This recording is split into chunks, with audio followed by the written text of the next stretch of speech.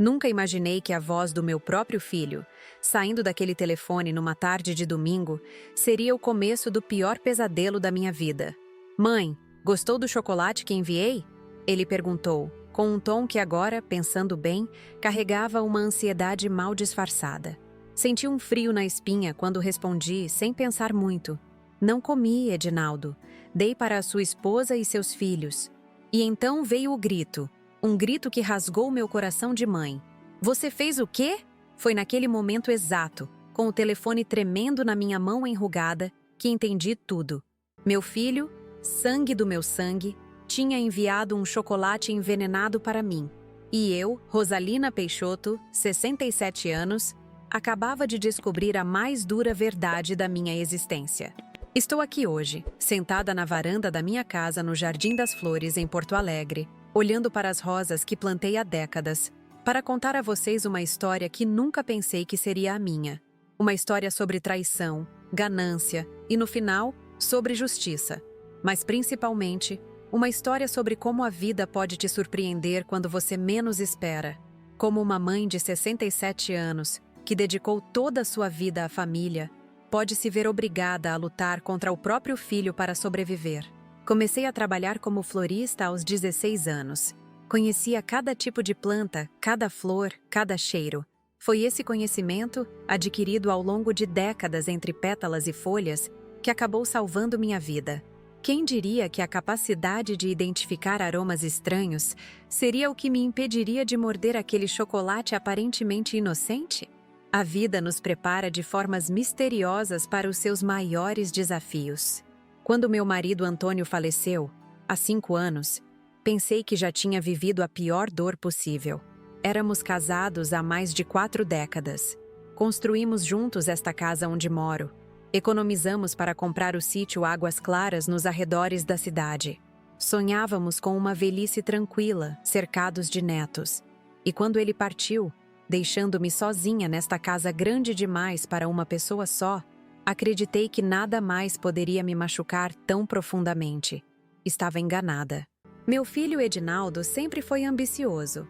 Desde pequeno queria mais do que tínhamos condições de dar. Estudou, formou-se em farmácia, abriu seu próprio negócio. Eu tinha tanto orgulho dele. Meu filho, o empresário. Eu dizia às minhas amigas da igreja Nossa Senhora da Consolação. Ele se casou com Vitória, uma moça bonita, nutricionista, que nunca me olhou nos olhos com sinceridade. Tiveram 2 filhos maravilhosos, Miguel e Clara, com 12 e 8 anos, que se tornaram a luz dos meus dias depois que Antônio partiu.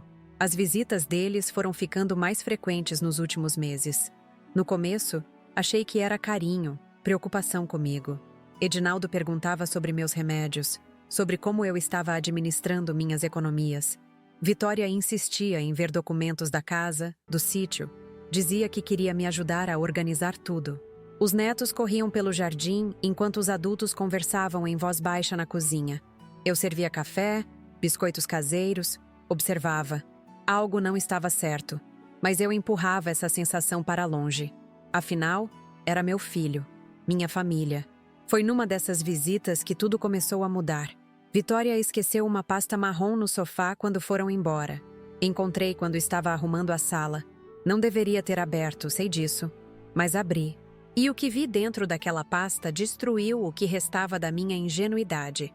Havia pesquisas sobre venenos que não deixam rastros no organismo, efeitos de certas substâncias em pessoas idosas, sintomas que poderiam ser confundidos com morte natural. E no meio daqueles papéis, um rascunho de testamento com minha assinatura falsificada, deixando tudo para Edinaldo em caso da minha morte repentina. Lembro de ter sentado ali mesmo, no chão da sala, com aqueles papéis espalhados ao meu redor, incapaz de respirar direito. Como uma mãe processa a informação de que seu filho planeja sua morte? Como continuar vivendo sabendo disso?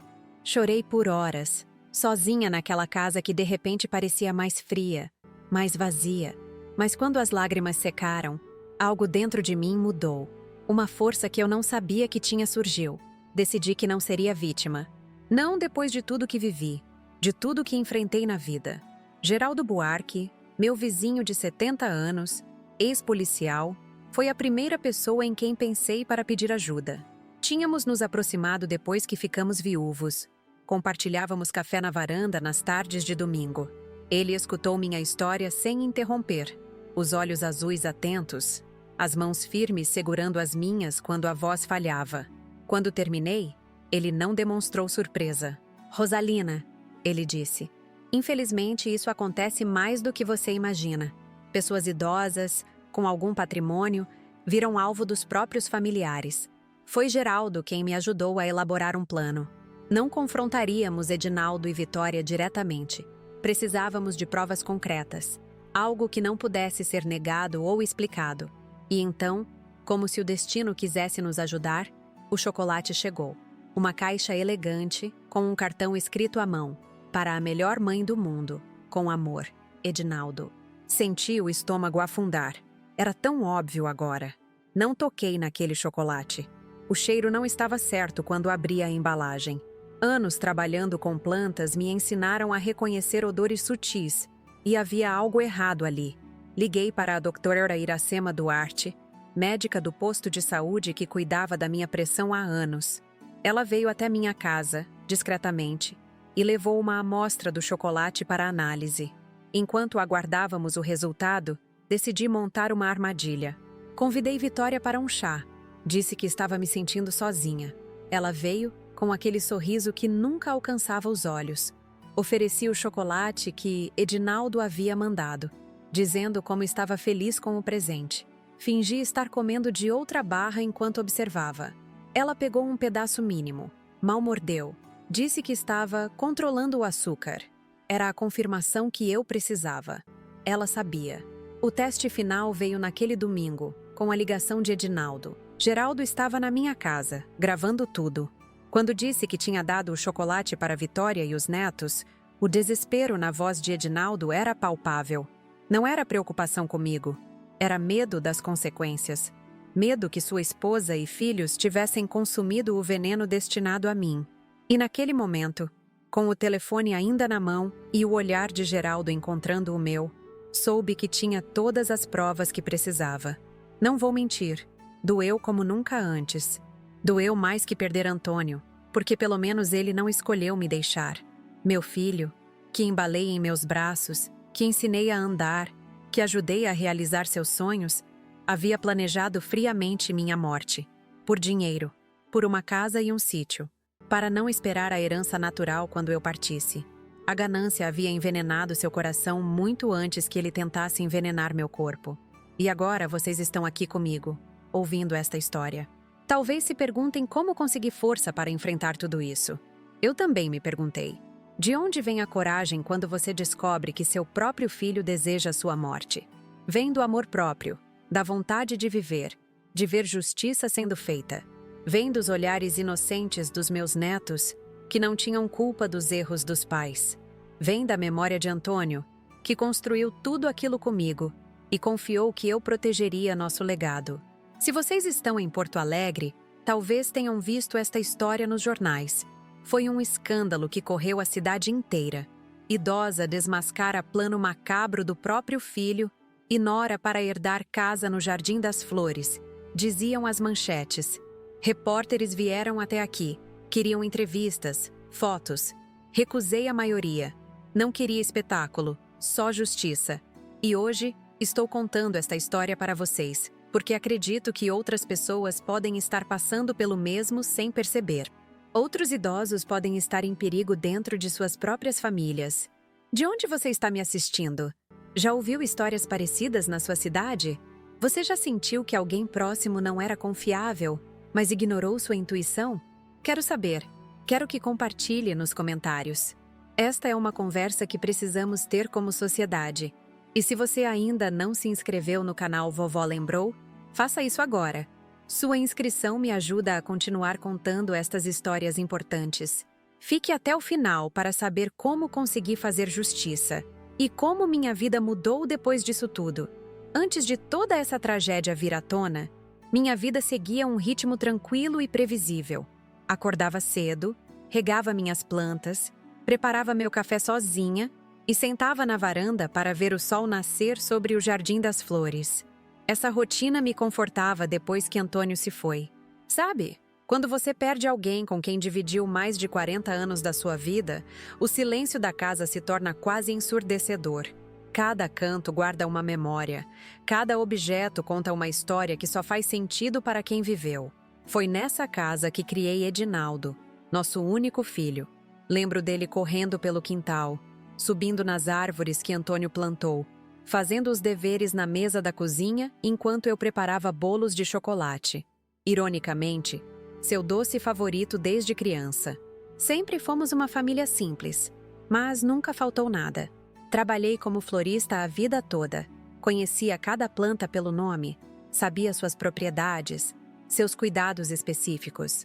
As pessoas do bairro vinham me consultar sobre suas roseiras doentes, sobre qual flor dar de presente em ocasiões especiais. Era respeitada pelo meu conhecimento. Antônio era motorista de ônibus, trabalhava em turnos diferentes, mas sempre encontrávamos tempo para estar juntos. Economizamos cada centavo para comprar nossa casa própria e, anos depois, o sítio Águas Claras, nosso pequeno paraíso nos arredores de Porto Alegre. Era lá que sonhávamos passar nossa velhice, plantar nossas próprias frutas, receber a família nos fins de semana. Mas o destino tinha outros planos. Antônio partiu depois de um infarto fulminante, aos 62 anos. Não houve tempo para despedidas, para últimos conselhos. Numa manhã ele saiu para trabalhar. À noite recebi a notícia que mudaria tudo. Nos primeiros meses após sua partida, Edinaldo parecia realmente preocupado comigo. Vinha me visitar com frequência, trazia os netos, ajudava com as contas, perguntava sobre minha saúde. Foi ele quem insistiu para que eu mantivesse a casa e não me mudasse para um apartamento menor, como eu pensava em fazer. Mãe, esta casa é cheia de lembranças. Pai ia querer que você continuasse aqui, ele dizia, com aqueles olhos castanhos tão parecidos com os do pai. Como pude não perceber que, por trás daquele olhar, havia cálculos sendo feitos? A mudança foi gradual, quase imperceptível. As visitas começaram a ter um propósito diferente. Edinaldo perguntava sobre os documentos da casa, sobre o testamento que Antônio havia deixado, sobre quanto eu recebia de aposentadoria. No início, interpretei como preocupação legítima. Afinal, ele era meu único filho. Quem mais cuidaria dos meus interesses? Vitória, minha nora, começou a se oferecer para organizar meus papéis, minhas contas. Sempre com aquele sorriso contido, sempre com uma desculpa para olhar dentro das minhas gavetas. Foi numa tarde de março. Lembro bem porque as hortênsias do jardim estavam começando a perder as flores, que notei o primeiro sinal realmente alarmante. Edinaldo e Vitória vieram com as crianças para um almoço de domingo. Miguel, meu neto de 12 anos, estava quieto, mais pálido que o normal. Ele sempre teve problemas de saúde, desde pequeno. Quando perguntei se estava tudo bem, Vitória respondeu por ele, rápido demais. Ele está ótimo, só cansado dos treinos de futebol. Mas Miguel me lançou um olhar que dizia outra coisa. Depois que todos foram embora, enquanto arrumava a sala, encontrei um envelope caído atrás do sofá. Dentro havia um exame médico de Miguel, com uma data recente, mostrando alterações preocupantes no fígado. Por que esconderiam isso de mim? Guardei a informação, sem comentar com ninguém por enquanto, mas comecei a prestar mais atenção, a questionar atitudes que antes deixava passar. Foi cerca de 2 semanas depois disso que encontrei a pasta marrom que Vitória esqueceu. Ou será que deixou propositalmente? Às vezes me pergunto se não foi um pedido silencioso de socorro, uma maneira de me alertar. Dentro daquela pasta, além das pesquisas sobre venenos e o testamento falsificado, havia extratos bancários das farmácias Peixoto mostrando dívidas enormes, notificações de empréstimos não pagos, uma carta de um agiota com ameaças veladas. Edinaldo estava afundado em dívidas, prestes a perder tudo o que construiu. Naquela noite não consegui dormir. Fiquei sentada na poltrona do quarto, aquela que Antônio usava para ler o jornal, olhando para as fotos de família na parede. Edinaldo criança, adolescente, no dia da formatura, no casamento. Em cada imagem, eu via um menino pelo qual daria minha vida sem hesitar. Como chegamos a este ponto? Em que momento ele decidiu que minha morte seria a solução para seus problemas financeiros? Na manhã seguinte, Depois de uma noite em claro, tomei minha decisão. Não confrontaria Edinaldo e Vitória imediatamente. Precisava de mais provas. Precisava entender a profundidade daquele plano. E, principalmente, precisava me proteger. Foi quando pensei em Geraldo, meu vizinho. Nos conhecíamos há décadas. Nossos filhos cresceram juntos. Depois que ficamos viúvos, desenvolvemos uma amizade ainda mais forte. Ele vinha tomar café comigo nas manhãs de sábado, me ajudava com pequenos reparos na casa, às vezes me acompanhava na feira. Geraldo havia sido policial por mais de 30 anos antes de se aposentar. Conhecia os meandros da justiça.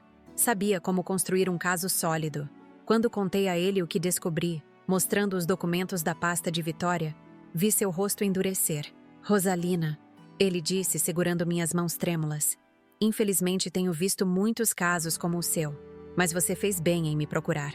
Não vamos deixar que eles façam isso com você. Foi Geraldo quem sugeriu que instalássemos câmeras discretas na minha sala e cozinha. Foi ele quem me ensinou a gravar as ligações telefônicas. E foi ele quem me aconselhou a agir normalmente, a não demonstrar que sabia de algo. Quanto mais confiantes eles estiverem, mais descuidados serão, explicou. Comecei então um doloroso teatro. Recebia meu filho e sua família com o mesmo sorriso de sempre, servia os mesmos bolos e cafés, conversava sobre trivialidades enquanto, por dentro, meu coração se despedaçava a cada olhar, a cada mentira. Durante esse período, comecei a notar mudanças no comportamento dos meus netos também. Clara, sempre tão falante e alegre, estava mais retraída. Miguel, já naturalmente quieto por causa da saúde frágil, parecia carregar um peso ainda maior nos ombros. Uma tarde, quando estávamos sozinhos no jardim, ele me perguntou com a voz baixa: "Vovó, você vai morar com a gente um dia?" Respondi que tinha minha casa, que estava bem ali. Seus olhos se encheram de lágrimas. Papai disse que logo vamos todos morar aqui. Senti um calafrio. Eles estavam incluindo as crianças nos planos? Ou apenas fazendo promessas baseadas no que pretendiam fazer comigo?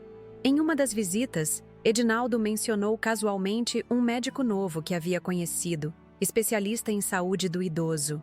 "Mãe, acho que você deveria consultar com ele.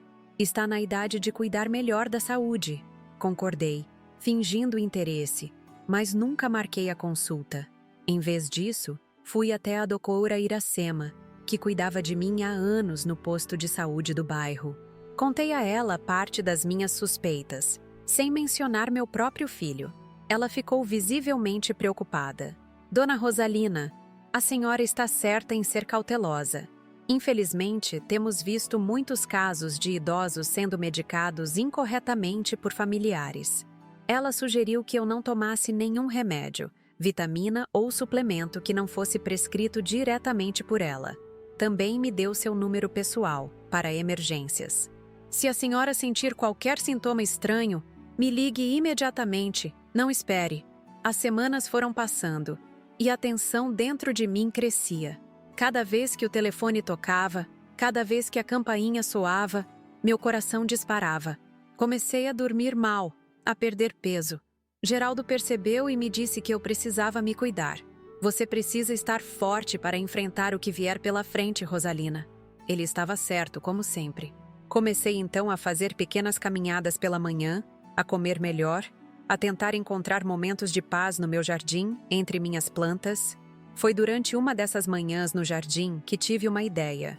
Se Edinaldo e Vitória estavam planejando me envenenar, provavelmente usariam algo que pudesse parecer morte natural para uma senhora de 67 anos. Um ataque cardíaco, talvez. Comecei a pesquisar sobre plantas que poderiam causar sintomas semelhantes. Meu conhecimento como florista, que cultivo há mais de 50 anos, de repente ganhou um propósito sombrio que nunca imaginei. Identifiquei algumas substâncias que poderiam ser usadas e seus antídotos naturais. Comecei a tomar chás preventivos, sem contar a ninguém além de Geraldo. Ele achou exagerado no início, mas depois admitiu que era melhor prevenir. "Você sempre foi a florista mais inteligente de Porto Alegre, Rosalina. Confio no seu conhecimento." "Ah?" Foi nesse período de constante vigilância e preparação que recebi o chocolate. Era um domingo à tarde. Eu estava no quintal podando minhas roseiras quando ouvi a campainha. Um entregador de moto deixou um pacote, dizendo que era uma encomenda para Rosalina Peixoto. Assim que fechei a porta, examinei a caixa com cuidado. Era uma embalagem elegante, com o logo de uma confeitaria cara que eu conhecia, a Sabor do Sul, no centro da cidade. Dentro, um cartão escrito à mão. Para a melhor mãe do mundo com amor, Edinaldo. Meu coração apertou. Era tão óbvio agora. Fiquei olhando para aquela caixa de chocolate por longos minutos, sentada à mesa da cozinha, incapaz de me mover. Era ali, naquele doce aparentemente inocente, que estava a prova final que eu tanto temia. E, ao mesmo tempo, precisava. Com mãos trêmulas, abri a caixa. O cheiro me atingiu imediatamente. Para qualquer outra pessoa, seria apenas o aroma delicioso de chocolate de alta qualidade. Mas para mim, que passei a vida entre plantas, havia algo mais ali. Um odor sutil, quase imperceptível, escondido sob o cacau. Algo amargo, que não pertencia àquela guloseima. Não toquei em nada. Fechei a caixa cuidadosamente e liguei para Geraldo. Ele veio em minutos, trazendo consigo uma pequena caixa de ferramentas que, na verdade, continha equipamentos de sua época de policial. Tiramos fotos do chocolate, da caixa, do cartão. Geraldo usava luvas, tratando tudo como uma cena de crime, que era exatamente o que tínhamos ali. Um crime prestes a acontecer. Precisamos de uma análise desse chocolate, ele disse sério. Conheço um laboratório discreto que pode fazer isso, mas vai levar alguns dias. Concordei, mas também quis envolver a doutora Iracema. Ela poderia fazer uma análise preliminar, mais rápida, enquanto aguardávamos o resultado completo do laboratório. Liguei para ela, que veio até minha casa no fim do seu expediente. Doutora Iracema examinou o chocolate com cuidado, usando luvas descartáveis. Quebrou um pequeno pedaço e o colocou em um recipiente de vidro. Vou levar isso para análise imediata no posto. Tenho um amigo farmacêutico que pode nos ajudar discretamente. Antes de sair, ela segurou minhas mãos e me olhou nos olhos. Dona Rosalina, a senhora está segura? Não quer vir ficar comigo por uns dias? Agradeci sua preocupação, mas recusei.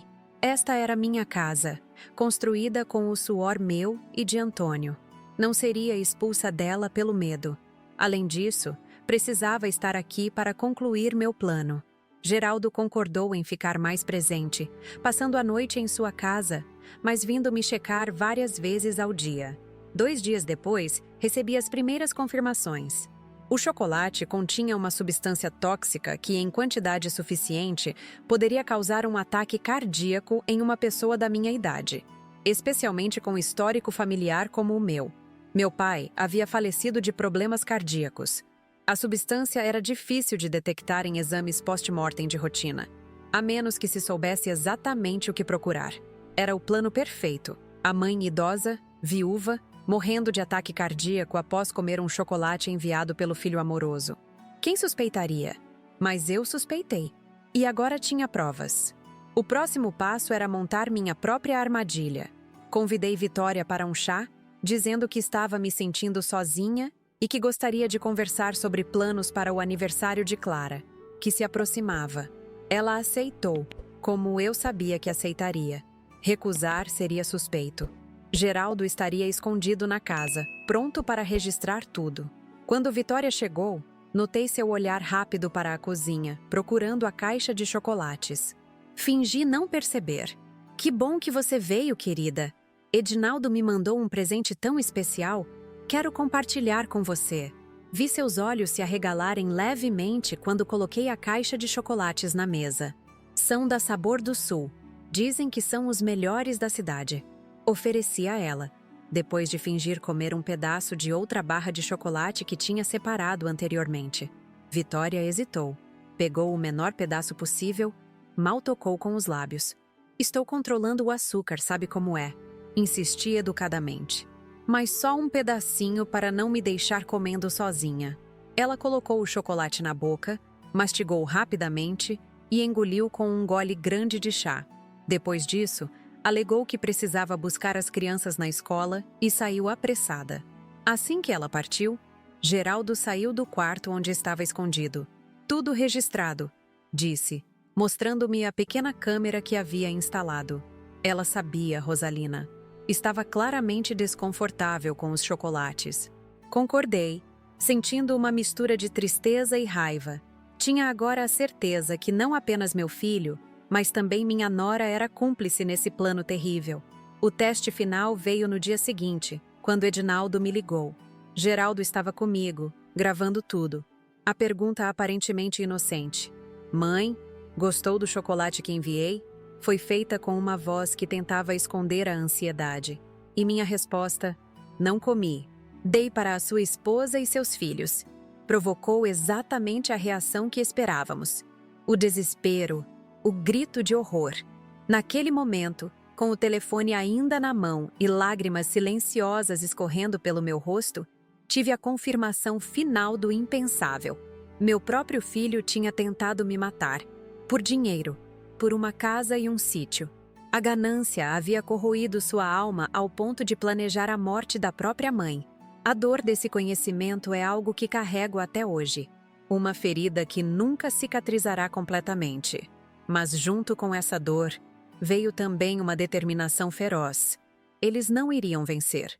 Eu não seria apenas uma vítima nessa história.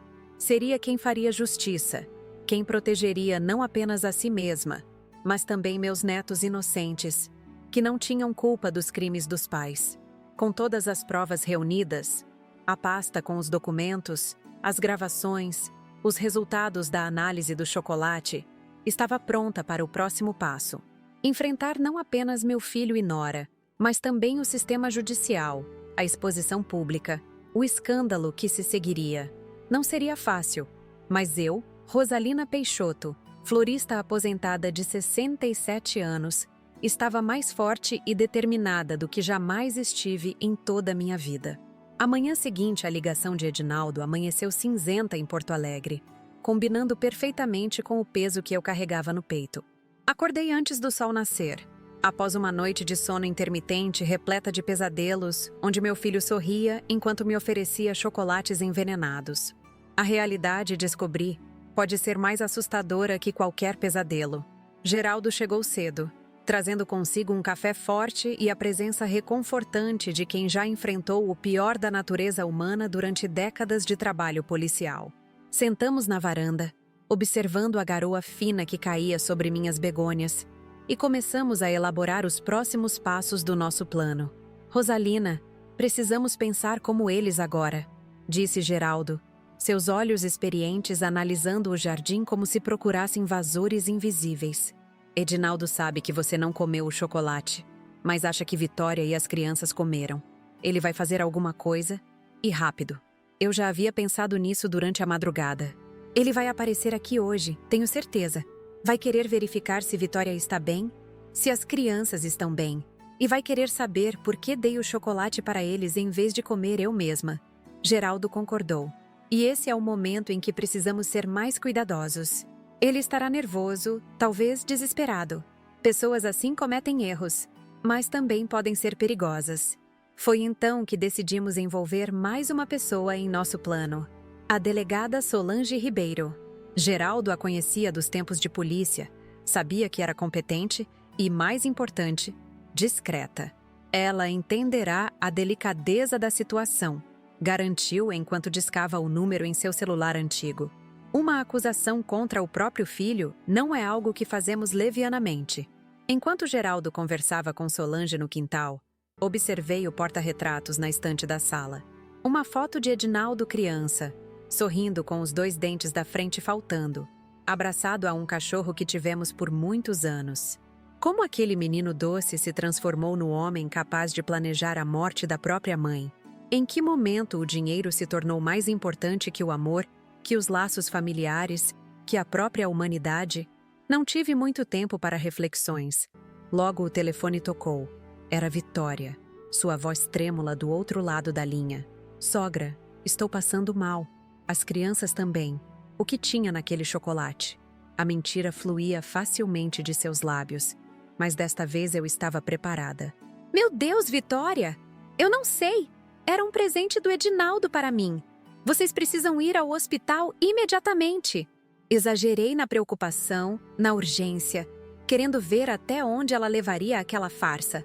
"Não, Não precisa de hospital, ela respondeu rapidamente, nervosa demais. Só estamos com um pouco de dor de estômago. Acho que foi algo que comemos ontem à noite. Edinaldo está a caminho daí para verificar se a senhora está bem. Desliguei, sentindo uma mistura de repulsa e determinação crescer dentro de mim. Eles estavam dispostos a usar até mesmo as crianças nesse plano macabro. Até onde iriam? Relatei a conversa a Geraldo, que voltava para dentro com o semblante sério. A delegada Solange está a caminho, mas não chegará antes de Edinaldo. Vamos ter que conduzir isso sozinhos por enquanto. Ele tirou um pequeno gravador do bolso e o colocou discretamente sob a toalha de mesa. Lembre-se, Rosalina, não confronte diretamente. Deixe-o falar, deixe-o se explicar. Quanto mais ele disser, melhor para nós. Não precisamos esperar muito. Antes mesmo das 9 da manhã, o carro de Edinaldo estacionou bruscamente na frente da casa. Ele entrou quase sem bater, o rosto pálido, o suor escorrendo pela testa apesar do frio da manhã. Geraldo se escondeu no quarto dos fundos, deixando a porta entreaberta para ouvir tudo. "Mãe!" Edinaldo exclamou ao me ver, tentando disfarçar o desespero com uma preocupação artificial. "Você está bem?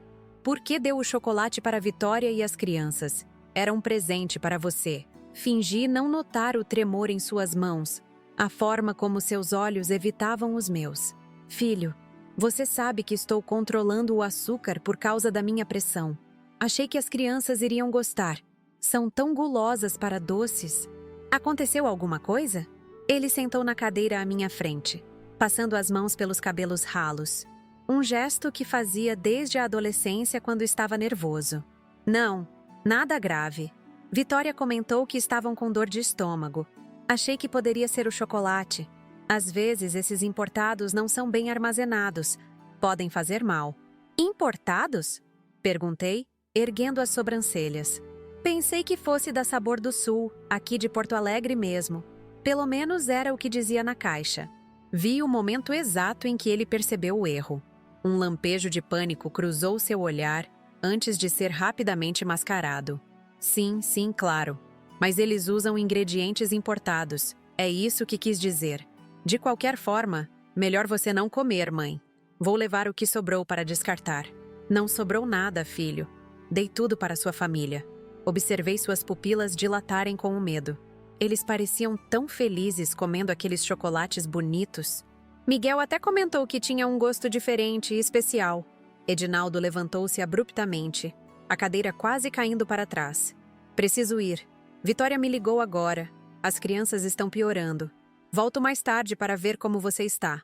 Antes que ele alcançasse a porta, perguntei com a voz mais inocente que consegui.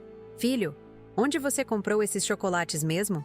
Quero agradecer à confeitaria pelo trabalho bonito que fizeram." Ele parou, de costas para mim, os ombros tensos como cordas de violino prestes a romper. "Não lembro direito agora, mãe. Depois te falo." E saiu apressado, a porta batendo com força atrás dele. Assim que o carro arrancou, Geraldo saiu do quarto, o rosto grave. "Conseguimos boas evidências aqui." Ele praticamente admitiu que havia algo errado com o chocolate. Pegou o gravador e verificou se estava funcionando corretamente. "A delegada Solange deve chegar em 20 minutos. Enquanto isso, preciso que você me conte tudo sobre essa tal confeitaria Sabor do Sul." A Sabor do Sul era uma confeitaria tradicional de Porto Alegre, conhecida por seus doces finos e chocolates artesanais. Ficava no centro histórico, numa rua de paralelepípedos próxima ao mercado público. Eu a conhecia bem. Antônio costumava me levar lá em datas especiais para comprarmos tortas de nozes, nossa preferida. "Acho que precisamos descobrir como Edinaldo conseguiu adulterar esses chocolates", refletiu Geraldo. "Ele pode ter um cúmplice na confeitaria, ou talvez tenha comprado os chocolates normalmente e depois os modificou. A ideia de que meu filho poderia ter toda uma rede de pessoas ajudando-o nesse plano macabro fez meu estômago afundar. Até onde ia essa conspiração? Quem mais estava envolvido? A delegada Solange chegou pontualmente, como Geraldo havia previsto. Era uma mulher de estatura mediana, cabelos grisalhos curtos e olhos perspicazes que pareciam enxergar além das aparências. Cumprimentou-me com respeito e ouviu atentamente enquanto Geraldo e eu relatávamos tudo o que havia acontecido até então. Senhora Peixoto, ela disse finalmente, sua voz firme mas gentil. Compreendo como deve ser doloroso acusar seu próprio filho de algo tão grave. Mas quero que saiba que levamos muito a sério casos de tentativa de homicídio contra pessoas idosas, especialmente quando há interesses financeiros envolvidos. Mostrei a ela todas as provas que havíamos coletado, a pasta com os documentos encontrados, as gravações das conversas, os resultados preliminares da análise do chocolate. Ela examinou tudo meticulosamente, fazendo anotações num pequeno caderno de capa preta. Temos evidências circunstanciais fortes, concluiu, mas precisamos de mais para garantir uma condenação. Precisamos do resultado completo da análise do laboratório, e seria bom conseguirmos um testemunho direto de alguém envolvido no plano. Foi nesse momento que tive uma ideia. E se descobríssemos como o chocolate foi adulterado? Quem ajudou Edinaldo a fazer isso? A delegada Solange assentiu, pensativa. Isso seria extremamente útil. Vou designar um investigador para verificar as câmeras de segurança da confeitaria Sabor do Sul. Ver se Edinaldo esteve lá recentemente. Também podemos rastrear as substâncias tóxicas encontradas no chocolate. Elas não são fáceis de obter. As farmácias dele, disse subitamente, lembrando das farmácias Peixoto. Ele teria acesso a medicamentos, substâncias químicas, e com as dívidas que tem, talvez algum funcionário possa saber de algo. A delegada concordou. Vamos investigar essa linha também. Enquanto isso, senhora Peixoto, a senhora precisa se manter segura. Seu filho pode tentar algo mais direto agora que o plano do chocolate falhou. Geraldo se ofereceu para ficar comigo por alguns dias, o que aceitei com gratidão. A ideia de passar as noites sozinha naquela casa, sabendo que meu próprio filho desejava minha morte, era aterrorizante demais. Nos dias que se seguiram, mantive uma rotina aparentemente normal. Regava minhas plantas, ia à feira, conversava com vizinhos, mas cada minuto era vivido em estado de alerta. Geraldo dormia no quarto de hóspedes. A delegada Solange passava regularmente para atualizar-nos sobre a investigação, e eu evitava atender telefonemas de números desconhecidos. Edinaldo ligou várias vezes, cada vez mais nervoso, perguntando sobre minha saúde, insistindo para me levar ao médico. Estou preocupado, mãe. Você tem idade avançada, precisa fazer check-ups regulares. A falsidade em sua voz era tão evidente agora que me perguntava como não havia percebido antes. Foi no quarto dia, após a ligação fatídica, que recebemos a primeira grande quebra no caso. A delegada Solange chegou no fim da tarde, o rosto iluminado por aquele brilho que só os investigadores têm quando descobrem algo importante. Encontramos uma testemunha, anunciou assim que entrou, uma funcionária da farmácia Peixoto do centro. Ela viu Edinaldo manipulando algumas substâncias depois do expediente, quando achava que estava sozinho. Ficou desconfiada e começou a prestar atenção. Ontem, depois de ver a notícia no jornal sobre nossa investigação de tentativa de envenenamento, ela decidiu nos procurar. Senti um misto de alívio e tristeza. Alívio por termos mais uma prova.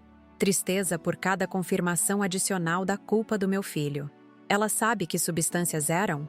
Digoxina, principalmente, respondeu Solange.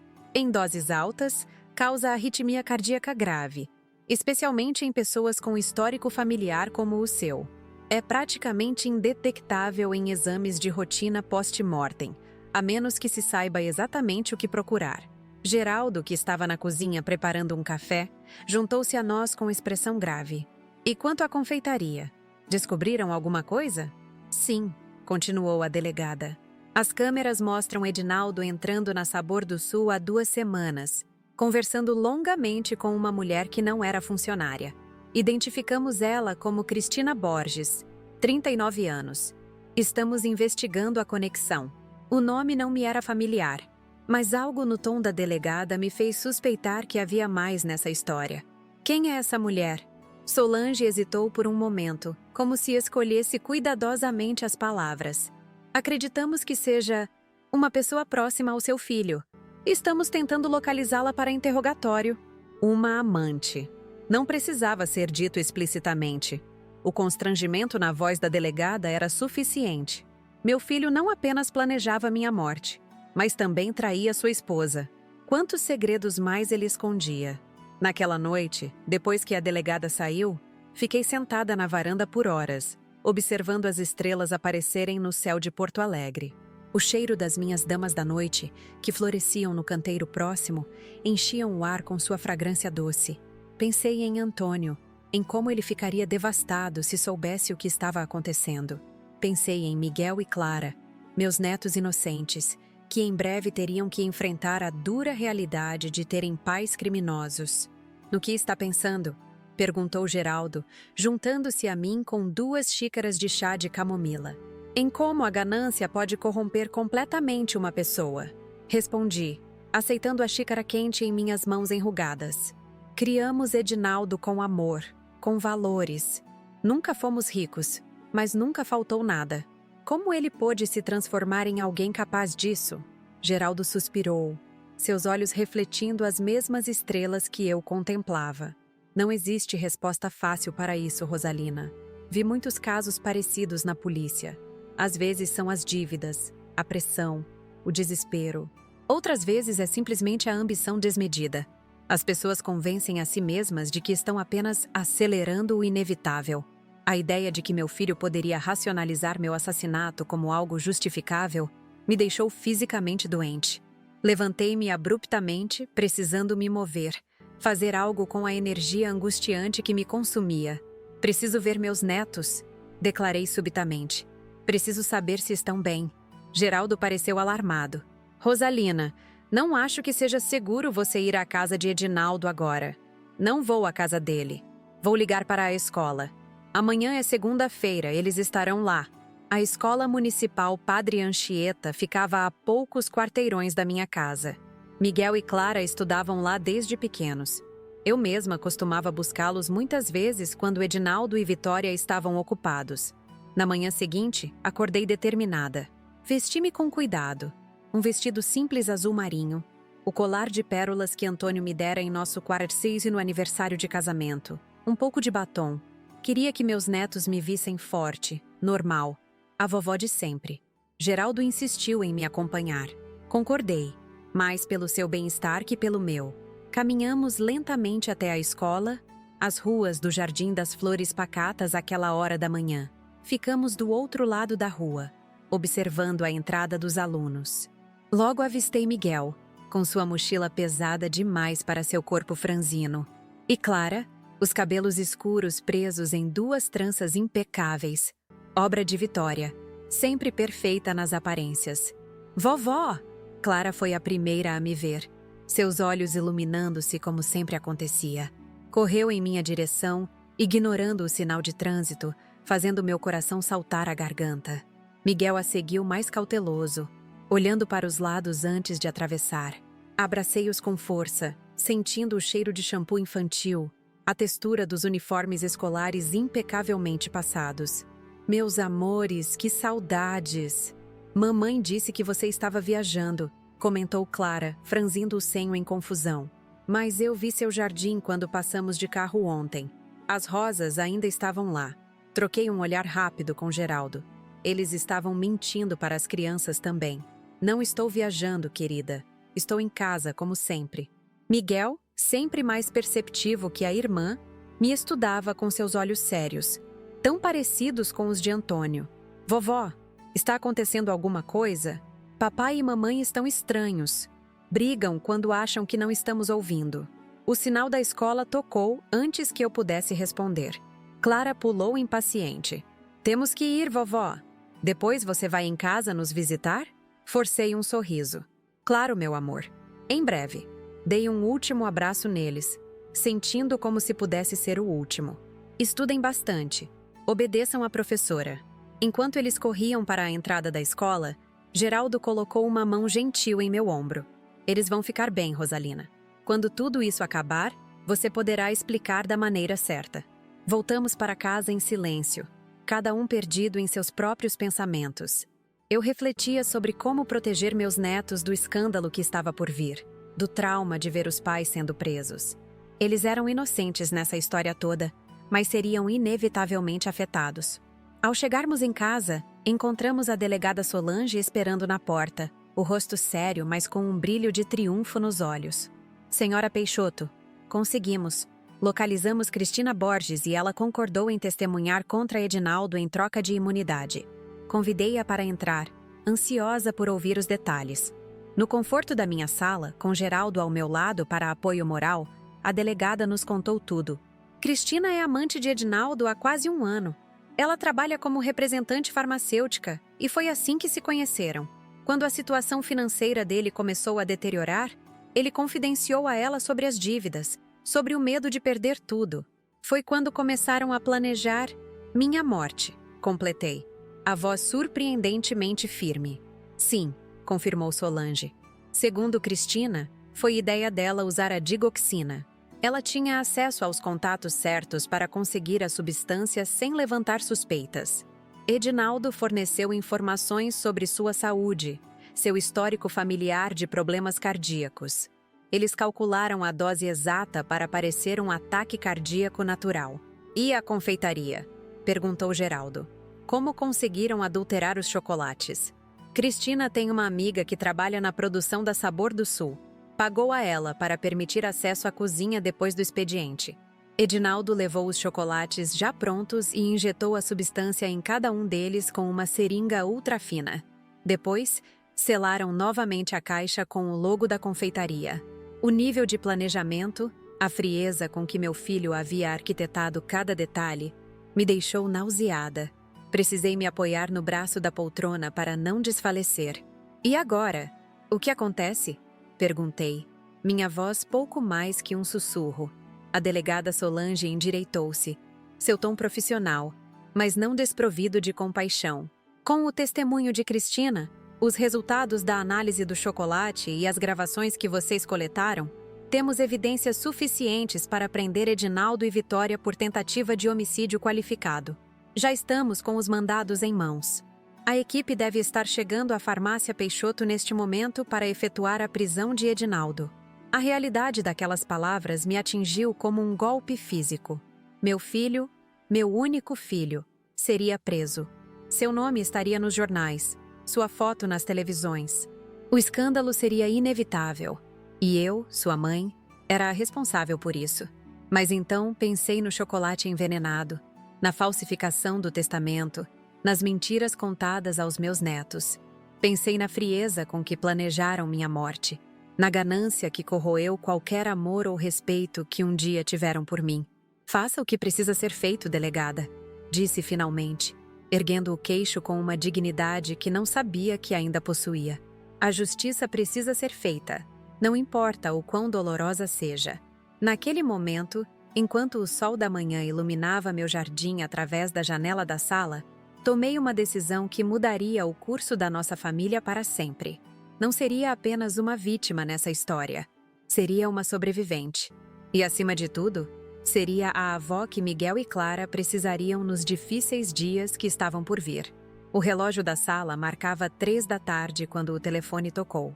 Atendi com mãos trêmulas, como quem se prepara para receber notícias que mudarão sua vida para sempre. Era a delegada Solange. Senhora Peixoto, prendemos seu filho na farmácia central. Ele não resistiu, mas pediu para falar com o advogado imediatamente. Vitória foi detida em casa. Os agentes de proteção à criança estão com Miguel e Clara. A notícia caiu sobre mim como uma tempestade há muito anunciada. Mesmo esperando por esse momento, a realidade se mostrou mais dura do que eu poderia imaginar. Meu filho e minha nora, presos. Meus netos, sob custódia do Estado. Uma família despedaçada pela ganância. E as crianças? O que acontecerá com elas agora? Perguntei, a voz embargada pela preocupação com meus pequenos. Por enquanto, ficarão no abrigo municipal até a audiência de custódia. Como avó, a senhora tem prioridade para assumir a guarda provisória se desejar. Precisamos apenas que compareça ao fórum amanhã pela manhã. Não hesitei nem por um segundo. Claro que assumirei. São meus netos, meu sangue. Estarei lá à primeira hora. Ao desligar o telefone, senti o peso de 6 décadas e meia de vida sobre meus ombros.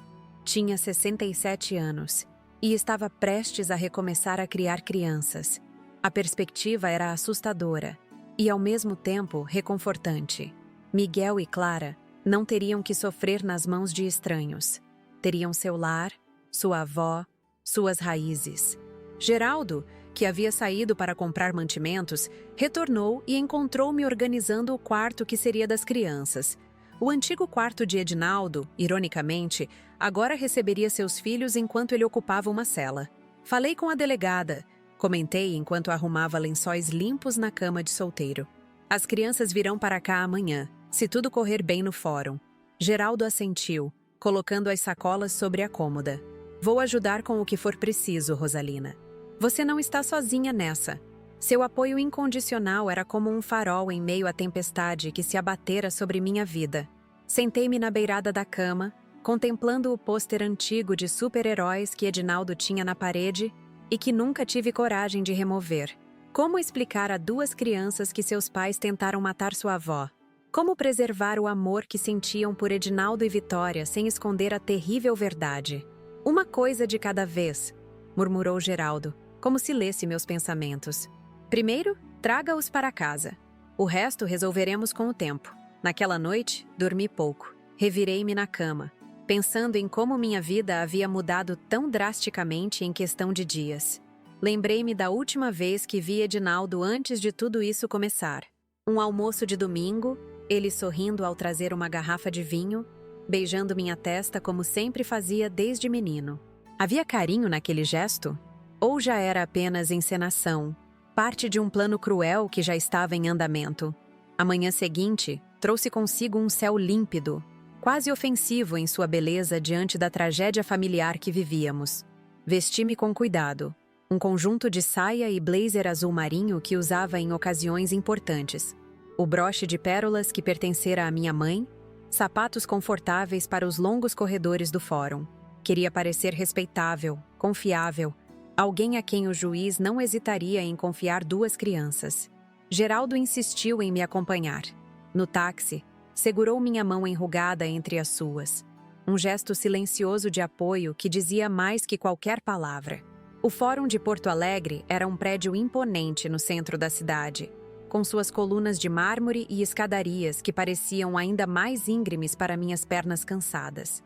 A doutora Iracema também estava lá, pronta para testemunhar sobre minha saúde e capacidade de cuidar dos netos. A senhora tem pressão controlada, boa mobilidade e lucidez perfeita, garantiu-me enquanto aguardávamos na antessala do juiz. Não há razão médica para negar a guarda. A audiência foi mais rápida do que eu esperava. O juiz, um homem de meia idade com olhos cansados, mas gentis, ouviu atentamente meu relato, as recomendações da assistente social que entrevistara brevemente as crianças e o parecer da doutora Iracema. Senhora Peixoto, disse ele finalmente, ajustando os óculos de leitura, em circunstâncias tão extraordinárias e dolorosas como estas, buscamos o melhor interesse das crianças. Miguel e Clara expressaram claramente o desejo de ficar com a avó, e todos os relatórios indicam que a senhora tem plenas condições de cuidar deles. Concedo a guarda provisória, com reavaliação em 6 meses. Lágrimas de alívio escorreram por minhas faces enrugadas. Obrigada, meritíssimo. Darei o melhor de mim por eles. Assinei os documentos com mãos trêmulas, ouvindo as instruções sobre visitas supervisionadas, caso os pais solicitassem, acompanhamento psicológico para as crianças e os próximos passos legais. Parecia um sonho distante, como se estivesse assistindo a vida de outra pessoa desdobrar-se diante de meus olhos. A realidade só me atingiu verdadeiramente quando os vi no corredor. Miguel, sentado rigidamente em um banco de madeira, os olhos fixos no chão. Clara, agarrada a uma boneca velha, o rosto marcado por lágrimas secas. Meu coração partiu-se mais uma vez ao vê-los assim, pequenos demais para o peso que carregavam. Vovó! Clara correu em minha direção assim que me viu, jogando-se em meus braços com um abandono que só as crianças conhecem. Miguel levantou-se mais lentamente, seus olhos, tão parecidos com os de Antônio, avaliando a situação com uma maturidade dolorosa para seus 12 anos. Vocês virão morar comigo, expliquei, abraçando-os. Na casa com o jardim de rosas, onde sempre brincaram. Por quanto tempo? Perguntou Miguel, sua voz controlada demais para uma criança. Até papai e mamãe voltarem? Troquei um olhar rápido com a assistente social, que assentiu levemente. As crianças já haviam sido informadas, da maneira mais apropriada possível, sobre a situação dos pais. Não havia necessidade de esconder a verdade, apenas de dosar como ela seria apresentada. Por um bom tempo, querido. Seus pais têm problemas para resolver com a justiça. Vai demorar um pouco. Eles fizeram algo muito ruim, não foi? Miguel insistiu, os olhos fixos nos meus, buscando verdades que talvez não estivesse preparado para ouvir. Sim, respondi com honestidade. Fizeram escolhas muito erradas, mas isso não muda o fato de que eles amam vocês. E que eu amo vocês ainda mais. Clara, ainda agarrada à minha cintura, ergueu o rosto molhado de lágrimas. A moça disse que podemos levar nossas coisas. Posso levar todos os meus livros? E o Sr. Bigodes? O Sr. Bigodes era um gato de pelúcia surrado que a acompanhava desde o berço. Claro que sim, meu amor. Vamos buscar tudo o que vocês precisam. A viatura policial nos levou até a casa de Edinaldo e Vitória no bairro Petrópolis. Uma residência elegante que agora eu sabia ser sustentada por dívidas e mentiras. Um oficial nos acompanhou, observando enquanto as crianças reuniam suas roupas, brinquedos e livros favoritos. O ambiente estava carregado, cortinas fechadas, pratos ainda na pia do café da manhã, interrompido pela chegada da polícia. Uma sensação de abandono repentino que pesava sobre todos os cômodos. Miguel movimentava-se mecanicamente, colocando itens em sua mochila escolar e em uma pequena mala. Clara, mais emotiva, chorava baixinho enquanto decidia quais bonecas levar, quais deixar. Ajudei-a com palavras gentis, prometendo que poderíamos voltar outro dia se esquecêssemos algo importante. Ao passar pelo corredor, notei a porta entreaberta do escritório de Edinaldo. Hesitei por um momento, mas então entrei. Precisava entender melhor o homem em que meu filho havia se transformado. A mesa estava coberta de papéis, extratos bancários, notificações de atraso, cartas de cobrança. Em uma gaveta parcialmente aberta, encontrei algo que fez meu sangue gelar. Um dossiê sobre mim, minha rotina diária, meus medicamentos, até mesmo o resultado de exames médicos que eu nem sabia que Edinaldo tinha acesso. Tudo meticulosamente documentado, como um estudo para o crime perfeito. Senhora, está tudo bem? O oficial apareceu na porta, preocupado com minha demora. Fechei a gaveta rapidamente. Sim, apenas verificando se as crianças não esqueceram nada importante. Saímos daquela casa como refugiados, carregando o essencial em poucas malas, deixando para trás uma vida que nunca mais existiria. No táxi a caminho de casa, Clara adormeceu com a cabeça em meu colo, exausta pelo turbilhão emocional. Miguel olhava pela janela, seu perfil jovem endurecido por pensamentos que nenhuma criança deveria ter. Vovó, ele disse finalmente, sem desviar os olhos da paisagem urbana que passava rapidamente. Papai realmente tentou machucá-la? É por isso que ele está preso? A pergunta que eu mais temia, feita com a diretidão brutal da inocência infantil. Respirei fundo, buscando palavras que fossem verdadeiras sem serem devastadoras. Seu pai estava com muitos problemas, Miguel. Problemas de dinheiro, principalmente. Às vezes, quando adultos estão desesperados, fazem coisas terríveis que jamais fariam em situações normais. Mas ele ia machucar você? A própria mãe dele? A incredulidade em sua voz era palpável. O horror de uma criança confrontando a falibilidade dos adultos que deveriam ser seus heróis. Ele não estava pensando claramente, respondi, escolhendo cuidadosamente minhas palavras. E agora está pagando pelas escolhas que fez. Mas isso não significa que ele não ame você e sua irmã. Vocês são o melhor dele. A parte boa que sempre existirá. Não importa o que aconteça. Miguel assentiu lentamente, processando minhas palavras com uma maturidade que partia meu coração. Aos 12 anos, estava sendo forçado a compreender as complexidades mais sombrias da natureza humana. Quando finalmente chegamos em casa, Geraldo nos esperava com o almoço pronto. Uma sopa de legumes e pão caseiro que enchiam a cozinha com aromas reconfortantes. Clara acordou com o cheiro. seu pequeno rosto se iluminando momentaneamente antes de ser novamente tomado pela confusão e tristeza. Crianças, este é meu amigo Geraldo. Apresentei enquanto entrávamos. Ele mora na casa ao lado e tem ajudado muito a vovó nos últimos dias. Geraldo, com sua gentileza natural, não tentou forçar uma intimidade imediata. Apenas sorriu, ofereceu o almoço e manteve uma conversa leve sobre o aquário que tinha em casa e que talvez eles gostassem de ver algum dia. Sua presença estável e calma era exatamente o que precisávamos naquele momento de caos emocional. Após o almoço, ajudei as crianças a se instalarem no quarto. Miguel ficaria na antiga cama de Edinaldo. Para Clara, improvisamos um espaço aconchegante com uma cama extra que Geraldo trouxe de sua casa.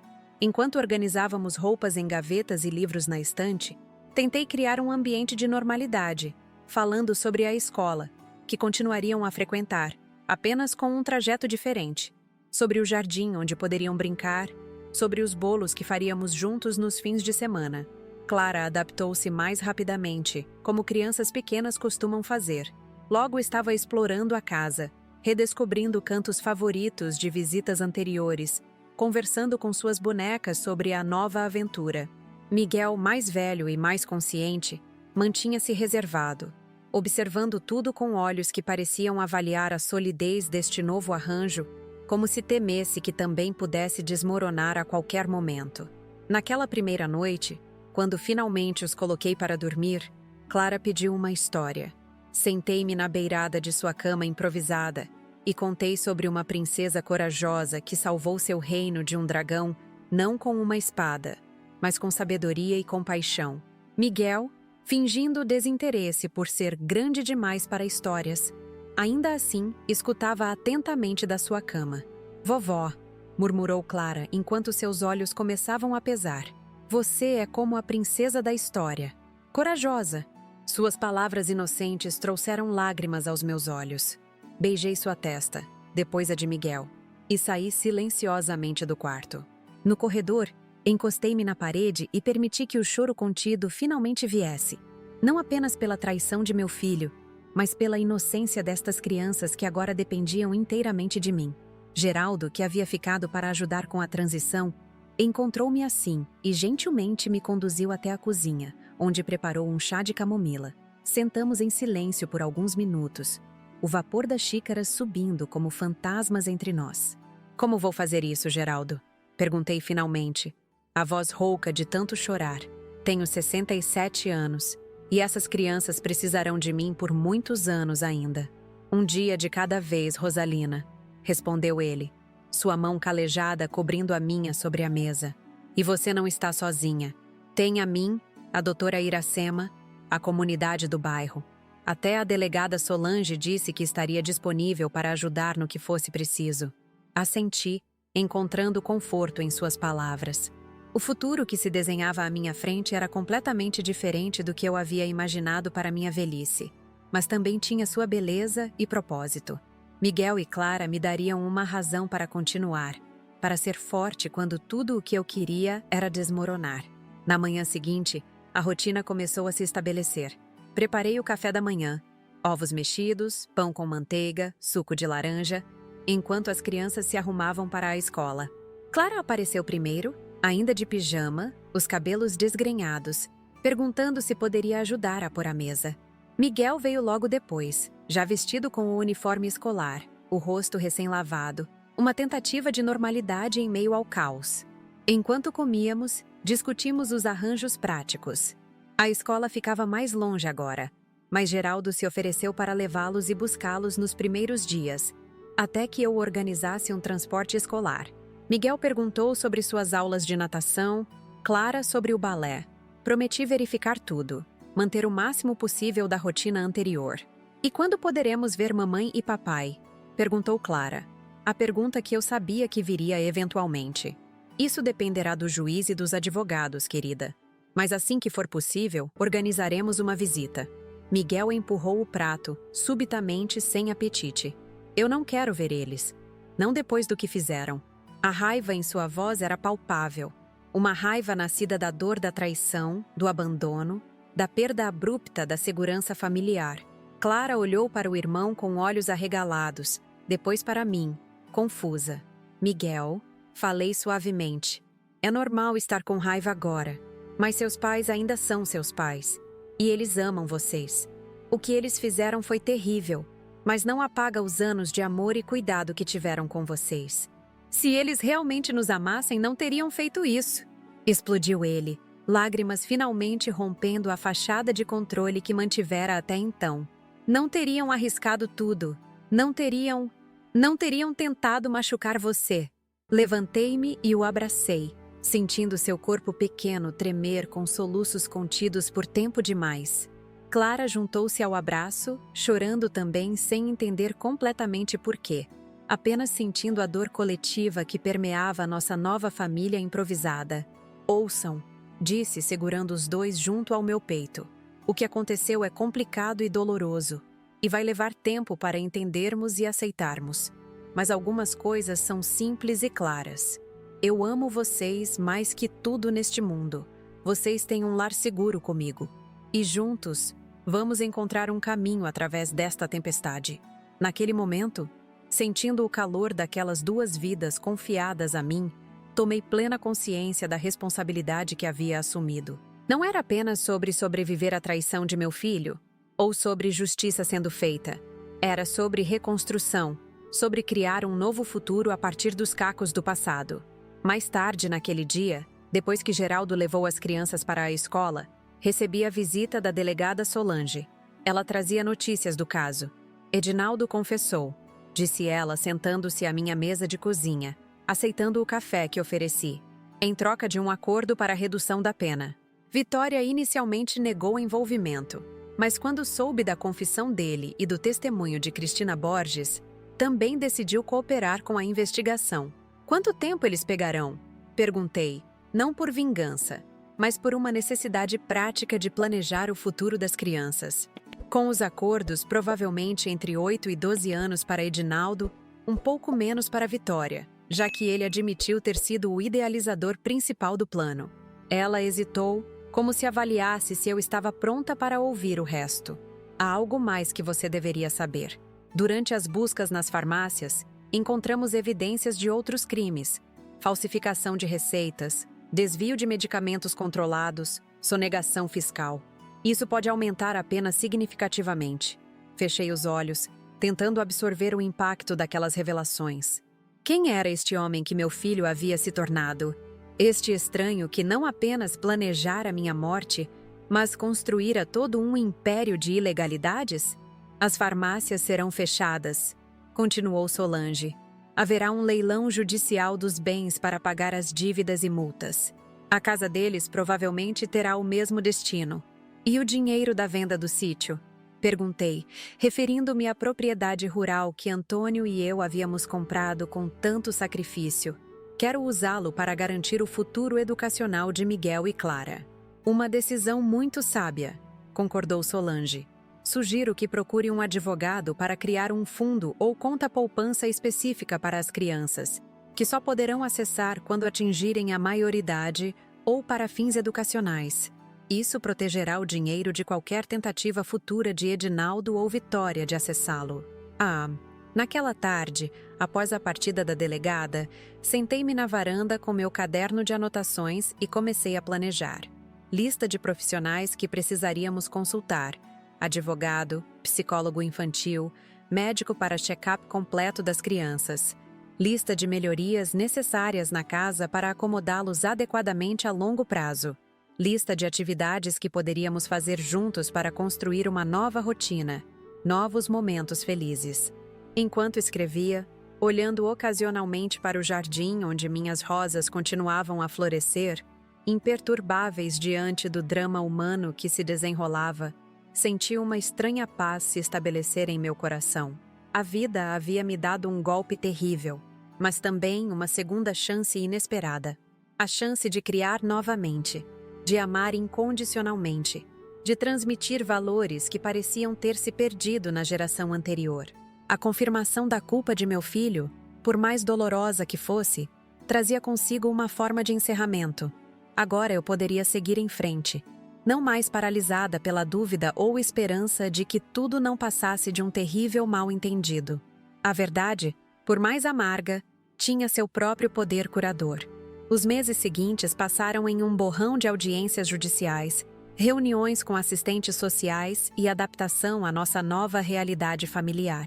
Cada manhã, ao acordar, por um breve momento, eu esquecia tudo o que havia acontecido. Aqueles poucos segundos de paz antes da memória retornar eram como um presente efêmero que logo se dissolvia na consciência do presente. O julgamento de Edinaldo e Vitória foi marcado para uma terça-feira chuvosa de inverno, 3 meses após as prisões. Porto Alegre estava cinzenta naquele dia, o céu pesado como meu coração. Vesti meu melhor conjunto, não por vaidade, mas por respeito à solenidade do momento. Geraldo, sempre presente, ofereceu-se para cuidar das crianças enquanto eu enfrentava o que seria, sem dúvida, um dos dias mais difíceis da minha vida. "Tem certeza que quer ir sozinha?" perguntou ele, preocupação evidente em seu olhar. "Posso pedir a dona Celina para ficar com as crianças." Celina era nossa vizinha, uma senhora viúva como eu, que havia se aproximado após toda a história vir a público. A comunidade do Jardim das Flores, surpreendentemente, não me tratou com fofocas ou julgamentos, mas com uma onda de apoio silencioso que se manifestava em bolos deixados na porta, ofertas de ajuda com as crianças, pequenos gestos que restauravam minha fé na humanidade. "Preciso fazer isso sozinha, Geraldo", respondi, ajustando o broche de pérolas no peito. "Preciso olhar nos olhos deles uma última vez, como a Rosalina que sobreviveu, não como a vítima que eles imaginaram." O fórum estava lotado, jornalistas, curiosos, estudantes de direito atraídos pelo caso que havia capturado a atenção de toda Porto Alegre. "Idosa desmascara plano macabro do próprio filho", diziam as manchetes. Minha vida privada, minha dor íntima, transformada em espetáculo público. Sentei-me na primeira fileira, como orientado pela promotoria. A delegada Solange, agora uma presença constante em minha vida, sentou-se ao meu lado, um apoio silencioso que agradeci com um aceno de cabeça. Quando as portas laterais se abriram e os guardas trouxeram Edinaldo e Vitória, tive que controlar o impulso de levar a mão ao peito. Meu filho parecia ter envelhecido 10 anos naqueles 3 meses. Os cabelos, antes apenas levemente grisalhos nas têmporas, agora exibiam mechas brancas abundantes. O rosto, mais magro, com olheiras profundas. Vitória mantinha a postura ereta, o rosto impassível, mas seus olhos, sempre frios para mim, agora pareciam simplesmente vazios. Por um breve momento, o olhar de Edinaldo encontrou o meu. Vi algo naqueles olhos que não consegui decifrar completamente. Arrependimento? Vergonha? Ou apenas o pesar de quem foi pego, não de quem se arrepende? Ele desviou o olhar rapidamente, fixando-o na mesa à sua frente como se ali pudesse encontrar alguma salvação. O julgamento em si foi quase anticlimático, dado que ambos haviam confessado como parte de acordos com a promotoria. O juiz, o mesmo que havia me concedido a guarda de Miguel e Clara, conduziu os procedimentos com uma eficiência compassiva. Testemunhos foram ouvidos. A doutora Iracema falou sobre a análise do chocolate. Cristina Borges detalhou o plano em uma voz monótona que contrastava com a monstruosidade do que descrevia. Um perito financeiro explicou as dívidas e fraudes que haviam motivado tudo. Quando chegou minha vez de testemunhar, caminhei até a cadeira designada com passos lentos, mas firmes. Senti os olhares de todos sobre mim. A idosa que deveria estar morta, a mãe traída, a sobrevivente improvável. Jurei dizer a verdade e então, com uma calma que surpreendeu até a mim mesma, narrei tudo. As primeiras suspeitas, a descoberta da pasta, o chocolate, a armadilha que montamos, a confirmação final pelo telefone.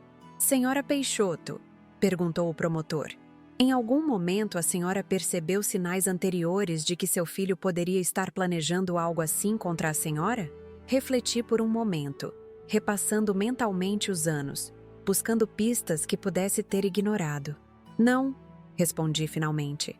Edinaldo sempre foi ambicioso, sempre quis mais do que tínhamos condições de dar. mas nunca imaginei que essa ambição pudesse se transformar em algo tão cruel. E a senhora sabe explicar por que ele não esperou o curso natural da vida?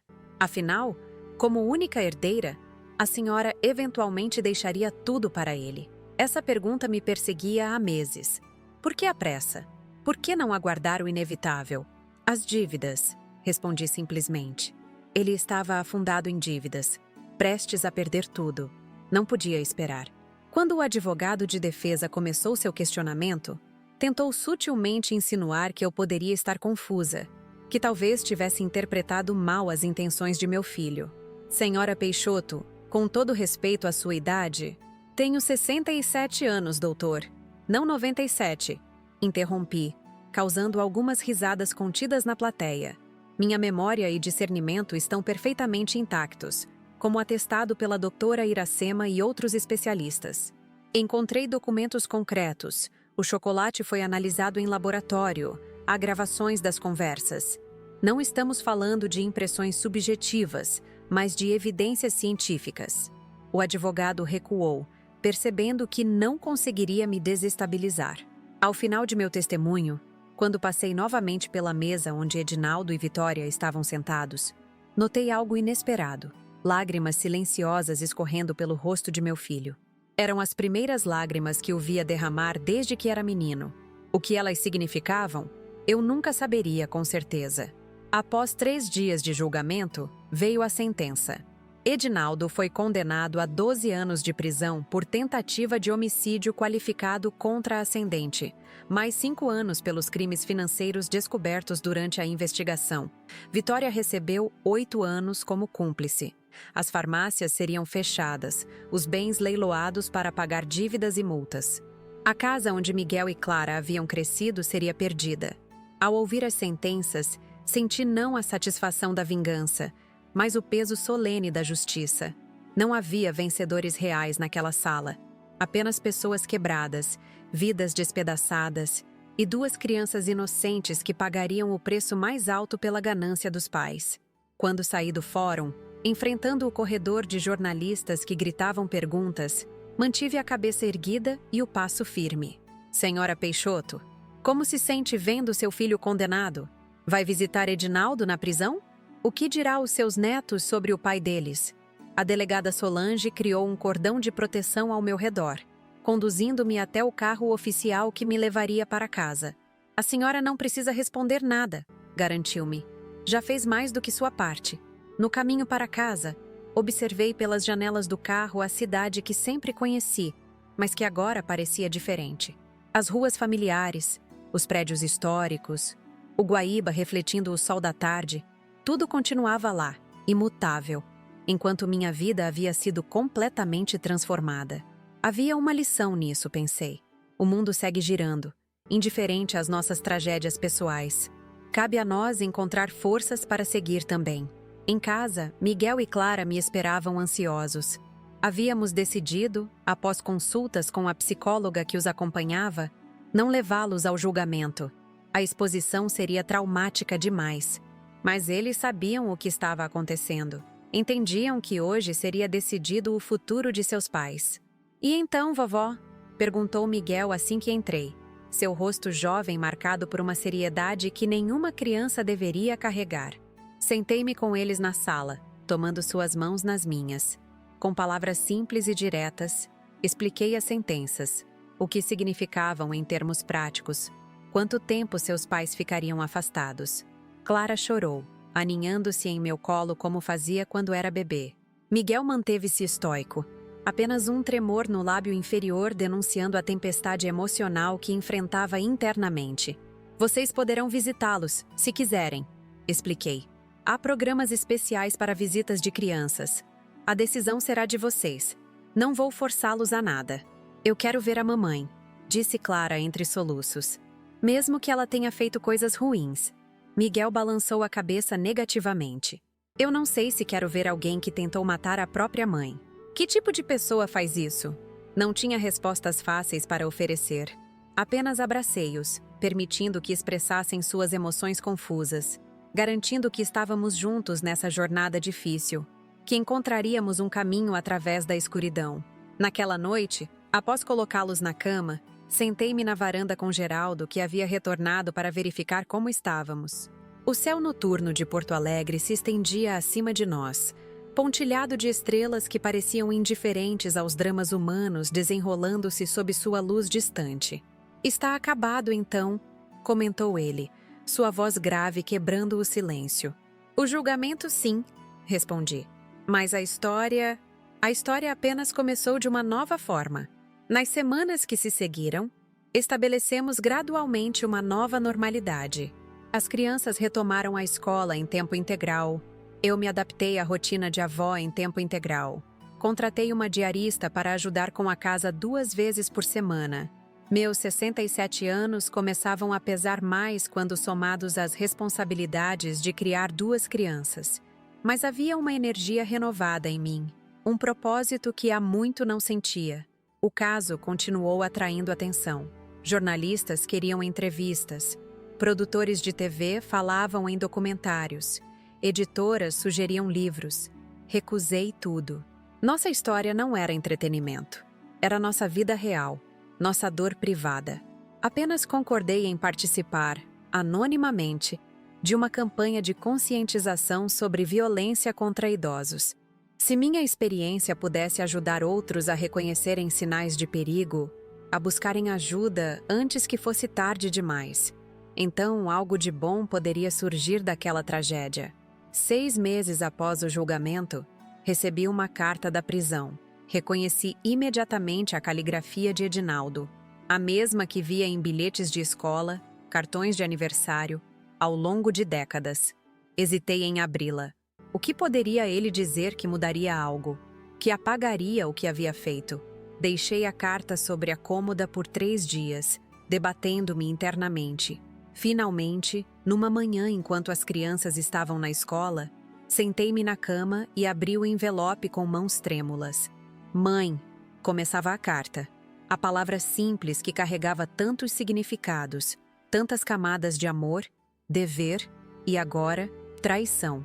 Não sei por onde começar. Não há palavras suficientes para expressar o que preciso dizer, nem justificativas que possam explicar o que fiz. Não estou pedindo perdão. Sei que não mereço e talvez nunca mereça. Estou apenas tentando entender como pude me transformar em alguém capaz de planejar mal contra a própria mãe, a mulher que me deu a vida, que sacrificou tudo por mim. Os psicólogos aqui falam em distorção cognitiva, em como o desespero financeiro pode levar pessoas a racionalizações monstruosas. Dizem que eu compartimentalizei você. Transformei-a de mãe amada em obstáculo, em símbolo de recursos que poderiam resolver meus problemas. É tão clínico, tão frio quando explicado assim. E ainda não explica realmente. A verdade mais simples e terrível é que falhei como ser humano. Falhei como filho. Falhei como pai. A ganância e o desespero me consumiram até que não restasse nada da pessoa que você criou. Penso em Miguel e Clara todos os dias. Sonho com eles todas as noites. Sei que estão melhor com você do que jamais estariam comigo. Que ironia cruel. O pai que deveria protegê-los tornou-se a ameaça de quem precisam ser protegidos. Não sei se um dia você lerá esta carta. Não sei se um dia voltarei a ver seu rosto, a não ser nas fotos que guardo comigo. Mas precisava escrever estas palavras, colocá-las no papel, mesmo que apenas para mim mesmo. Você sobreviveu a mim, mãe. Sobreviveu ao meu pior. E agora, tudo o que posso fazer é viver com as consequências do que fiz, dia após dia, ano após ano, enquanto você segue em frente, criando meus filhos com o amor e a sabedoria que eu nunca soube valorizar. Seu filho, ainda que indigno de assim me chamar, Edinaldo. As lágrimas embaçavam minha visão quando terminei de ler. Não eram lágrimas de perdão. Esse sentimento ainda estava muito distante. Talvez jamais chegasse completamente. Eram lágrimas de luto por tudo que havíamos perdido, pelo filho que eu havia criado e amado, pelo homem que ele poderia ter sido. Guardei a carta em uma caixa, junto com outras memórias que um dia talvez precisasse compartilhar com Miguel e Clara. Quando fossem adultos, teriam o direito de conhecer toda a história, de formar suas próprias opiniões, de decidir qual relação, se alguma, desejariam ter com seus pais. O tempo, aquele grande curador, seguiu seu curso inexorável. 1 ano se passou desde o chocolate envenenado, desde a ligação que mudou tudo. A casa no Jardim das Flores, antes tão silenciosa após a partida de Antônio, agora vibrava com vida novamente. Deveres escolares na mesa da cozinha, risadas no quintal, discussões ocasionais sobre horários e regras. O sítio Águas Claras foi vendido por um bom preço a uma família jovem que sonhava com uma vida mais simples, mais próxima à natureza. O mesmo sonho que Antônio e eu tivéramos décadas antes. O dinheiro foi investido em um fundo educacional para Miguel e Clara, garantindo que teriam oportunidades que nenhuma tragédia familiar poderia tirar deles. Clara, agora com 9 anos, finalmente aceitou visitar a mãe na prisão feminina. As visitas, supervisionadas por assistentes sociais, eram difíceis no início, cheias de silêncios desconfortáveis, perguntas impossíveis de responder. Mas, gradualmente, encontraram uma forma de conexão, limitada e diferente, mas ainda assim significativa. Vitória, despida de suas pretensões e fachadas, revelou-se surpreendentemente capaz de honestidade com a filha. Não tentava justificar o injustificável, apenas buscava manter algum vínculo, alguma presença na vida da menina. Miguel, aos 13 anos, continuava firme em sua decisão de não ver o pai. Canalizava suas emoções complexas para os estudos e para a natação, onde se destacava cada vez mais. "Vou ser médico", declarou em uma noite, enquanto estudávamos juntos para uma prova de ciências. "Quero ajudar pessoas, não machucar." Seu rosto jovem, tão parecido com o de Edinaldo na mesma idade, carregava uma determinação que me enchia de esperança. Meu relacionamento com Geraldo evoluiu para algo que nos surpreendeu a ambos. Não era romance. Éramos velhos demais, dizíamos rindo para essas complicações. Era uma parceria. Uma amizade profunda que se transformou em companheirismo diário. Ele continuava morando em sua casa, mas passava tanto tempo na minha que as crianças começaram a chamá-lo de Vovô Geraldo, título que ele aceitava com um misto de embaraço e orgulho evidente. Numa tarde de domingo particularmente bonita, 1 ano e meio após toda a tragédia, organizamos um churrasco no quintal. A doutora Iracema veio com seu marido. A delegada Solange trouxe a filha adolescente. Alguns vizinhos juntaram-se a nós com pratos de salada e sobremesas. Era a primeira vez que celebrávamos algo desde que tudo acontecera. Não um aniversário ou data comemorativa. Apenas a vida continuando. A capacidade humana de encontrar alegria mesmo após as piores tempestades. Observei Miguel ensinando Clara a jogar vôlei. Geraldo contando histórias de seus tempos de polícia para um grupo fascinado. As rosas do jardim balançando suavemente na brisa da tarde. Senti uma paz que acreditei nunca mais experimentar. A verdade é que nunca saberemos com certeza o que nos espera na próxima curva do caminho. A vida que construí com tanto cuidado desmoronou em questão de dias. O filho que criei com amor planejou minha morte. Mas também é verdade que da destruição pode nascer algo novo, algo inesperado. Naquela tarde ensolarada em Porto Alegre, rodeada por pessoas que se importavam, observando meus netos rirem sob o mesmo céu que testemunhara nossa tragédia, entendi finalmente o que significa verdadeiramente sobreviver. Não é apenas continuar respirando após o desastre. É encontrar propósito no que resta, é reconstruir com os cacos disponíveis, é olhar para o futuro mesmo quando o passado dói demais para ser contemplado. A justiça foi feita sim. Mas a verdadeira vitória não estava nas sentenças proferidas naquele tribunal. Estava ali, naquele jardim, nas vidas que continuavam, nas feridas que lentamente cicatrizavam, na família improvável que formamos a partir dos destroços da anterior. Sou Rosalina Peixoto, 67 anos, florista aposentada, sobrevivente. Minha história não termina com traição e quase morte. Continua com amor, reconstrução e a descoberta de que, mesmo nos momentos mais escuros, algo dentro de nós se recusa a ser derrotado. Como minhas rosas que, após o inverno mais rigoroso, encontram forças para florescer novamente. Estou aqui hoje, olhando para vocês através desta câmera, compartilhando a história mais dolorosa da minha vida. Uma história que nunca imaginei que seria minha. Quando recebi aquele telefonema do meu filho perguntando se eu havia gostado do chocolate, jamais poderia prever que aquele seria o momento em que descobriria a traição mais profunda que alguém pode sofrer. O desespero na voz dele quando mencionei que havia dado o chocolate para sua esposa e filhos revelou tudo o que eu precisava saber. Meu próprio filho tinha tentado me envenenar. Os últimos meses foram uma jornada que nenhuma mãe deveria percorrer. Descobri documentos que mostravam um plano meticuloso para me matar. Identifiquei o veneno no chocolate graças aos meus anos como florista e montei uma armadilha para confirmar minhas terríveis suspeitas. Com a ajuda do meu vizinho Geraldo, ex-policial, e da delegada Solange, conseguimos reunir provas suficientes para levar meu filho e minha nora à justiça. O julgamento foi um dos momentos mais difíceis da minha vida.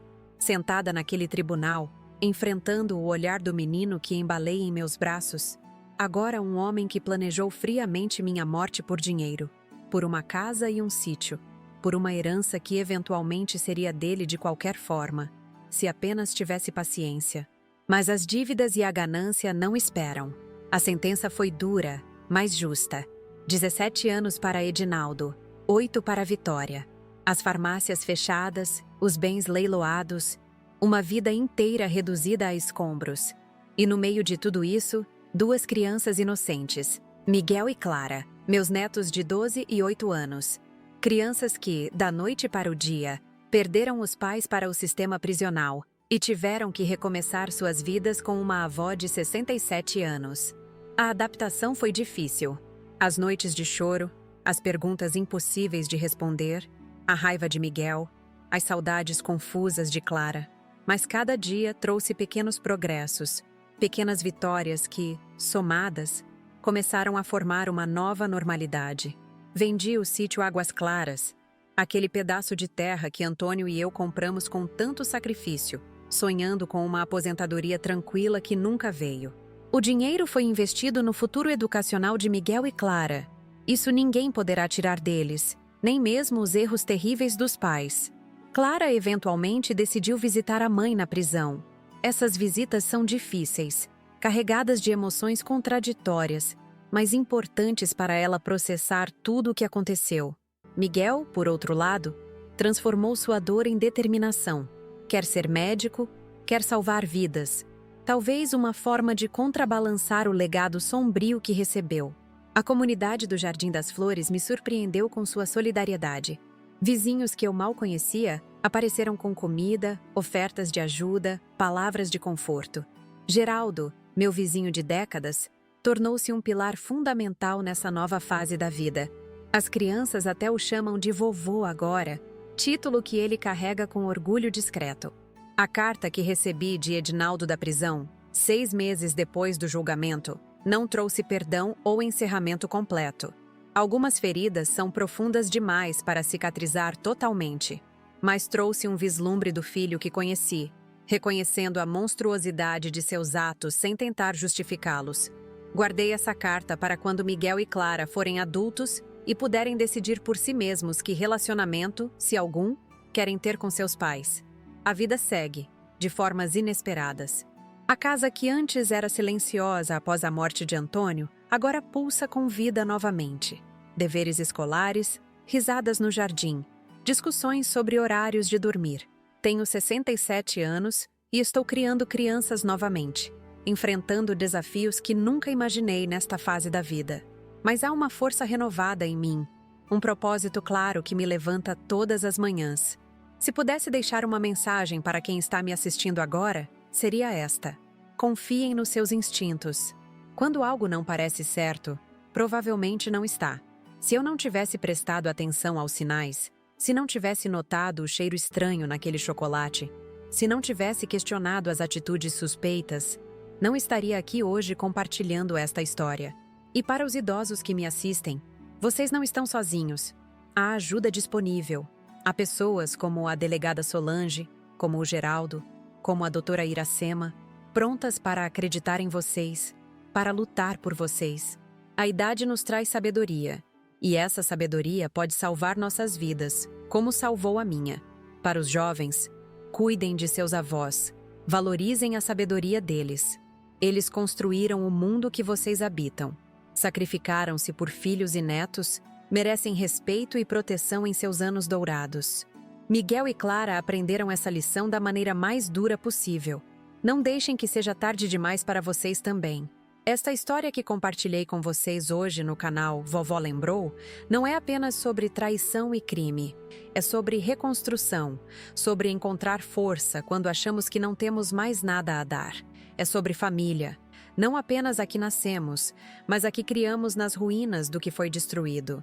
Se minha história tocou seu coração, peço que se inscrevam no canal Vovó Lembrou. Cada inscrição me dá força para continuar compartilhando estas histórias difíceis, mas necessárias. São histórias reais de pessoas reais, histórias que precisam ser contadas para que outras tragédias possam ser evitadas. Deixem também seu like neste vídeo. Acreditem, deu muito trabalho reviver estes momentos dolorosos, organizar os pensamentos, encontrar coragem para expor algo tão íntimo e devastador. Seu like é um pequeno gesto que significa muito para mim. E por favor, comentem. Quero saber o que vocês pensam, se já passaram por situações parecidas, se conhecem alguém que está vivendo algo suspeito.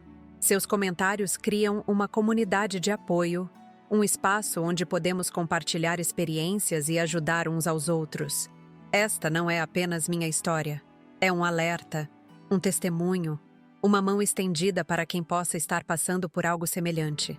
Se vocês puderem, também peço que contribuam com o Valeu Demais, nossa forma de receber doações para manter o canal funcionando.